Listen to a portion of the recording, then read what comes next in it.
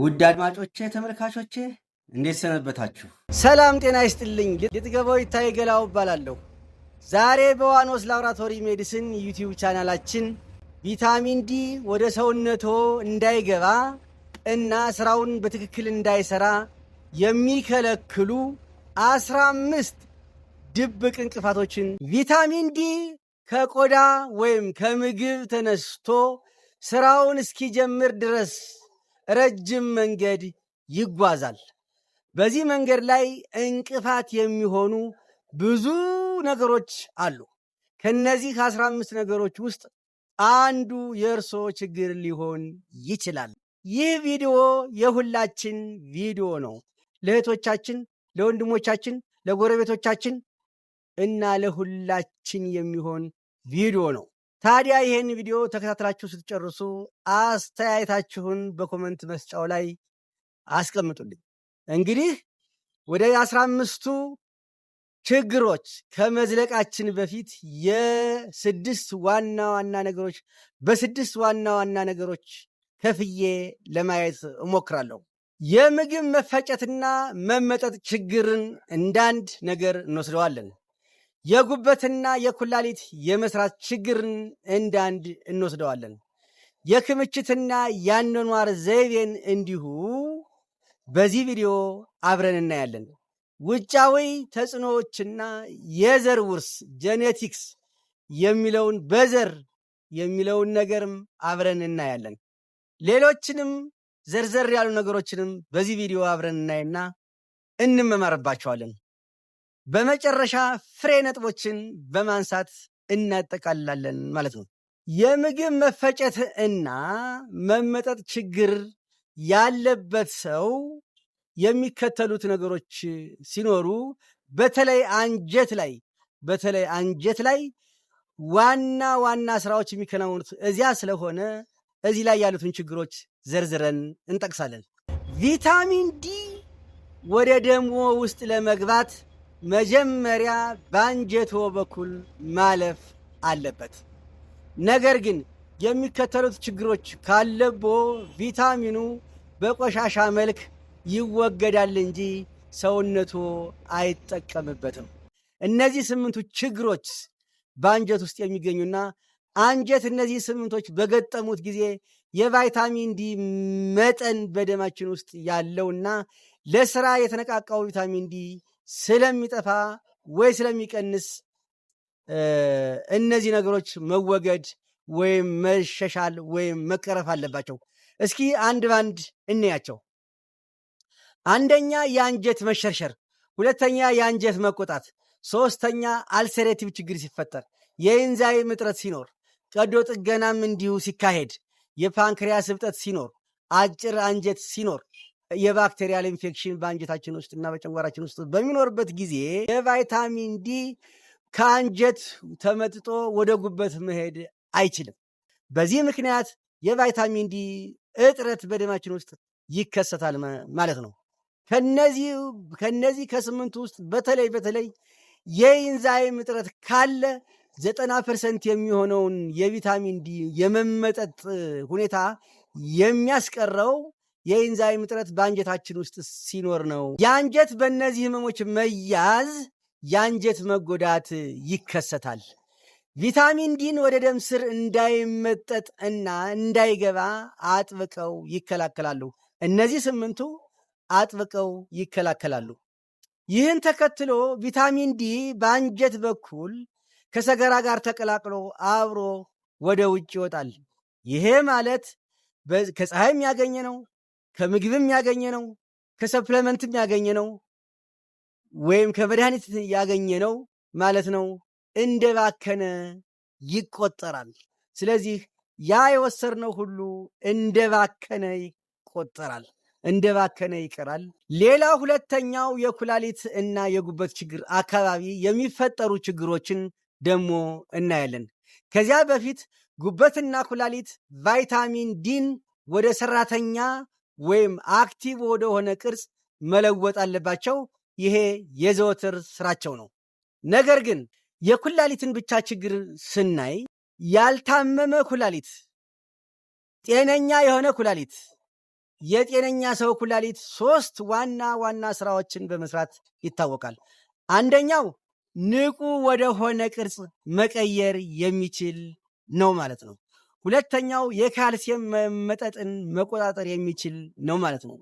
ሶስተኛው ዳግም መመጠጥንና ወደ ሰውነት ተመልሶ ከኩላሊት ወደ ሰውነት ተመልሶ ዳግም መመጠጥና ስራ ቦታ ላይ እንዲውል የሚያደርግ ዋና ዋና ስራዎቹ ቪታሚን ዲን በተመለከተ እነዚህ 3 ስራዎችን ኩላሊት ይሰራል። ስር የሰደደ የኩላሊት በሽታ ሲኖር በሰዎች ላይ ስር የሰደደ የኩላሊት በሽታ ሲኖር ከ80% በላይ የሚሆኑ የኩላሊት ታካሚዎች ቫይታሚን ዲን ወደ መጨረሻው ንቁ ቅርጽ መለወጥ አይችሉም። ስለዚህ ኩላሊትም የመጨረሻውን ቅርጽ እንዲይዝ ማድረግ ያቅታታል። ስለዚህ የኩላሊት በሽታ ያለባቸው ሰዎች 80% ያህል የቪታሚን ዲ እጥረት አለባቸው ማለት ነው። ወይም ከመቶ የኩላሊት ታካሚዎች ውስጥ 80ዎቹ ሰዎች የቫይታሚን ዲ እጥረት ይታይባቸዋል። ስለዚህ ቪታሚን ዲ ሰፕሊመንትም ፀሐይም ቢሞቁ ምግብም ቢወስዱ 80% በዚህ በሽታ ይወሰዳል ማለት ነው። ሌላው የኩላሊት ፕሮቲን መፍሰስ ችግር ሲፈጠር የኩላሊት ፕሮቲን መፍሰስና ወደ በሽንት አማካኝነት መውጣት ይከሰታል። ቪታሚን ዲን ተሸክመው የሚዞሩ ወይም የሚያጓጉዙ ፕሮቲኖች በሽንት መልክ ስለሚወጡ ከ20 እስከ 40% የሚሆነው የቪታሚን ዲ ክምችትን በሽንት መልክ እናጠዋለን ማለት ነው። ስራ ሳይሰራ ይባክናል ማለት ነው። እጥረት ይከሰታል። ቪታሚን ዲን በተመለከተ የጉበት ዋና ጥቅም 2 ነው። አንደኛው አጓጓዥ ፕሮቲኖችን ማምረት እና ጥሬ ቪታሚን ዲን ከአንጀት ተመጥጦ ጉበት የደረሰውን ቪታሚን ዲን ወደ 25 ኦኤችዲ መቀየር አይችልም ማለት ነው። የጉበት ህመም በሚኖርበት ጊዜ የጉበት ችግር በሚኖርበት ጊዜ ለምሳሌ የጉበት መበስበስ ቢኖር፣ የጉበት መባባስ ቢኖር፣ የጉበት ስብ ቢኖር፣ ሄፕታይተስ ቢ እና ሄፕታይተስ ሲ የሚባሉ ቫይረሶች ቢኖሩ፣ ሌሎችም ጉበት ውስጥ ያሉ ችግሮች የኢንዛይም ችግር ቢኖር፣ ሌሎችም ምርቶች ሳያመርት ቢቀር ጉበት ይጎዳል ማለት ነው። በአጠቃላይ ስናየው ውጤቱ ጉበት ይጎዳል ማለት ነው። ጉበት ከተጎዳ ደግሞ ንጥረ ነገሩ ኦኤችዲ ወደ ኦኤችዲ አይቀየርም ማለት ነው። ሳይቀየር ይቀራል ማለት ነው። ጉበት ወደ ኦኤችዲ መቀየር አይችልም ማለት ነው። ስለዚህ የጉበት በሽታ ካለባቸው ሰዎች ውስጥ 93% የሚሆኑት ዝቅተኛ የቫይታሚን ዲ መጠን በደማቸው ውስጥ አለ። ሌላው ችግር ከአልኮል ውጭ የሚመጣ የጉበት ስብ አለ። ይህም በዚህ ችግር ምክንያት የቫይታሚን ዲን የማንቃት ሂደትን በ30% ይቀንሳል። ሂዶ የቫይታሚን ዲ እጥረት በሰውየው ውስጥ ወይ በሴትዮዋ ውስጥ ወይም በልጆች ወይም በሰዎች ውስጥ ይከሰታል ማለት ነው። ሌላው 6ኛው ሃይፐርፓራታይሮይዲዝም የሚባለው ችግር ሲፈጠር የካልሲየምን እጥረቱን ለማስተካከል ሲባል የሰውነታችን የቫይታሚን ዲ ክምችትን በፍጥነትና በቶሎ እንዲጨርስ ያለ አግባብ እንዲጨርስ በሚያደርግበት ሰዓት በሰውየው ደም ውስጥ ያለው የቪታሚን ዲ ቶሎ ተሟጦ ያልቃል፣ እጥረቱም ይከሰታል። ሌላው የክምችትና የአኗኗር ዘይቤን ደግሞ እንመልከት። ቫይታሚን ዲ በስብ ውስጥ የሚሟሟ ወይም ደግሞ በእንግሊዝኛው ፋት ሶሉብል ነው። ይህ ማለት ብዙ ስብ ያለው ብዙ ቪታሚን ዲ ይጠፋበታል ማለት ነው። እንዴት ይጠፋል ስንል ከመጠን በላይ መወፈር ማለት በተለይ ከመጠን በላይ ውፍረት ሲፈጠር ቪታሚን ዲ በስቦች መካከል ተቀብሮ ይቀራል ማለት ነው። ቪታሚን ዲ በስብ ስለሚሟሟ በየቦታው በሚገኘው ስብ ክምችት ውስጥ እየሰመጠና እየተዋጠ በዚያው ይቀራል። ደም ውስጥ ሳይደርስና ስራ ቦታ ሳይደርስ ቀርቶ እጥረቱ ይከሰታል ማለት ነው። እጥረቱ ከተከሰተ ደግሞ ባለፈው የጠቀስናቸው ምልክቶችና ስሜቶች መምጣት ይጀምራሉ ማለት ነው። ስለዚህ ተቀብሮ ይቀራል እንጂ ወደ ደም ስርጭት ስርዓት ውስጥ አይገባም። ይህም በደም ውስጥ ያለውን የቪታሚን ዲ መጠን በ57% ይቀንሰዋል። ወፍራም ከሆኑ ሰዎች ውስጥ ከመቶ ሰዎች ውስጥ 57 ሰዎች የቪታሚን ዲ መጠናቸው በዚህን ያህል ፐርሰንት ይቀንሳል። ሌላው አይነት 2 የስኳር በሽታ በሚኖርበት ጊዜ በሰዎች ላይ አይነት 2 ስኳር በሽታ በሚኖርበት ጊዜ በሜታቦሊክ መቆጣት ምክንያት ኢንፍላሜሽን በሚከሰትበት ጊዜ ለቫይታሚን ዲ እጥረት የመጋለጥ እድሉን በ30% ይጨምራል ማለት ነው። ስኳር በሽታ ካለቦ ቪታሚን ዲዮ ለምን ዝቅ ይላል? ለምን ዝቅ ይላል? ሰውነቶ ስኳርን ለመቆጣጠር እና ለመታገል በሚያደርገው ጥረት ቫይታሚን ዲን እንደ ነዳጅ ጨርሶታል ማለት ነው። በዚህ ምክንያት ለሌላ ስራ ይውል የነበረው ስኳርን ለመቀነስ ይውላል ማለት ነው። ስለዚህ ቪታሚን ዲ እጥረት በደማችን ውስጥ ይከሰታል። ሌላው ውጫዊ ጣልቃ ገብነቶችንና የዘር ውርስን ስንመለከት መድኃኒቶችን እናገኛለን። የመድኃኒቶች ተጽዕኖ በቪታሚን ዲ ላይ ቪታሚን ዲን በፍጥነት ሰባብሮ እንዲያስወግድ ያደርጉታል። አንጀት ቪታሚን ዲን የመመምጠጥ አቅሙን በከፍተኛ ሁኔታ እንዲቀንስ ያደርጉታል። ስቴሮይድ መድኃኒቶች በጉበት ውስጥ የሚገኙ ኢንዛይሞችን በማነቃቃት ቫይታሚን ዲ በሰውነታችን ውስጥ ሳይጠቅም በፍጥነት ተሰባብሮ እንዲወገድ ያደርጋሉ እነዚህ መድኃኒቶች። ይህም የቫይታሚን ዲ በሕይወት የመቆየትን ጊዜ ያሳጥረዋል ማለት ነው። ስቴሮይድ መድኃኒቶች ሌላው መመጠጥን በመቀነስ የቪታሚን ዲን መጥፋትን ይጨምራሉ። ስቴሮይድ የሚወስዱ ሰዎች ለከፍተኛ ቪታሚን ዲ እጥረት የመጋለጥ ዕድላቸው ከ2 እጥፍ በላይ ከፍ ያለ ነው። 10ኛ የሚጥል በሽታ መድኃኒትን የሚወስዱ ሰዎች ቫይታሚን ዲ በሰውነቱ ውስጥ የመሰባበር ሂደቱን ይሄ መድኃኒት በ50% ይጨምራል። በ50% ይጨምራል ማለት የቪታሚን ዲ እጥረት ይከሰታል። ሌላው 11ኛው ኮሌስትራሚን የሚባለው መድኃኒት ነው።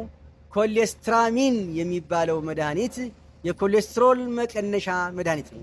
ይሄ መድኃኒት የኮሌስትሮል መጠን ከደማችን ውስጥ የመቀነሻ መድኃኒት ነው። አንጀት ስብ ሟሚ ቪታሚኖችን እንዳይመጠጥ ከ40% በላይ ያግዳል። 12ኛው የዘር ውርስ ነው። አንዳንድ ሰዎች የቪታሚን ዲ መቀበያቸው ሪሰፕተርስ ደካማ በመሆኑ በተፈጥሮ ወይም ከዘር በሚያገኙት መሰረት ከመደበኛው ከ3 እስከ 5 እጥፍ የሚበልጡ መጠን ሊያስፈልጋቸው ይችላል። ምክንያቱም ቪታሚን ዲን ተሸክሞ የሚሄደው ፕሮቲን ወስዶ ለነዚያ መስጠት ሲችል ይሄ ሪሰፕተር ሴሉ መቀበል ሳይችል ይቀራል። ቪታሚን ዲን ተቀብሎ ወደ ስራ ማድረስ የሚችል ባለመሆኑ ምክንያት የቫይታሚን ዲ እጥረት ይከሰታል ማለት ነው። ሌሎች ችግሮችን ደግሞ 13ኛ የሰውነት በሽታዎችን መቆጣት ነው። ጊዜያዊ መደበቅ ልንለው እንችላለን። በከፍተኛ ህመም ወቅት ቪታሚን ዲ ከደም ስርጭት ውስጥ ወጥቶ ወደ በሽታ መከላከል ሴሎች ሴሎችን ለማገዝ ስለሚሄድ በላቦራቶሪ ሲለካ ቦታውን ስለለቀቀ እና ያንን በደም ውስጥ ያለውን ቦታ ለቆ አብሮ ለመከላከል ወደ ሴሎች ስለሚሄድ የቪታሚን ዲ መጠን እጥረት ይከሰታል ማለት ነው። 14ኛ የፀሐይ ብርሃን በበቂ ሁኔታ አለማግኘት ይሆናል። የቆዳ ቀለም ጠቆር ያለ ሰው መሆን፣ የፀሐይ መከላከያ ቅባቶችን መቀባት፣ ሁል ጊዜ እቤት ውስጥ መዋል፣ የጨረር ማጥሪያ ወይም ጠቆር ያለ የቆዳ ቀለም ያላቸው ሰዎች ረዘም ያለ ጊዜ ፀሐይ መሞቅ ያስፈልጋቸዋል። ሌላው 15ኛው የማግኒዚየም እጥረት ነው። ማግኒዚየም በሰውነታችን ውስጥ 3 ዋና ዋና ስራዎችን ይሰራል። ለምሳሌ ቪታሚን ዲን በማጓጓዝ ውስጥ የማግኒዚየም ንጥረ ነገር ከፍተኛ ነው። ቪታሚን ዲን በጉበት በመቀየር አስተዋጽኦስ ማግኒዚየም ከፍተኛ ነው። በኩላሊት ውስጥ በማነቃቃት ሂደት ውስጥ ያለው አስተዋጽኦ ከፍተኛ ነው። የማግኒዚየም እጥረት ማግኒዚየም ከሌለህ የወሰድከው ቪታሚን ዲ 50% ያህሉ ይጠፋል ማለት ነው። 50% ያህሉ ይጠፋል ማለት ነው። ሳይቀየር ይቀራል ማለት ነው። ሳይጓጓዝ ይቀራል ማለት ነው። ባክኖ ይቀራል ማለት ነው። እንግዲህ ተመልካቾቻችን መፍትሄው ዝም ብሎ የቪታሚን ዲ መጠንን መጨመርና መውሰድ አይደለም። የውስጥ ሲስተሞ የት ጋር እንቅፋት እንደገጠመው ማወቅ ቀዳሚው መፍትሄ ነው። እነዚህ ምልክቶች ካለቦት ተመካክሮና ተመርምሮ ማወቅ ያስፈልጋል ማለት ነው። ተግባራዊና ሳይንሳዊ መፍትሄዎችን በዚህ መሰረት ፍሬ ነጥቦችን በሚቀጥለው ጊዜ ይዤላችሁ እመጣለሁ። የዛሬው የትምህርታችን ቪዲዮ እዚህ ላይ ያበቃል። በሚቀጥለው ቪዲዮ እስከምንገናኝ ድረስ ጤና ይስጥልኝ። ሰላም።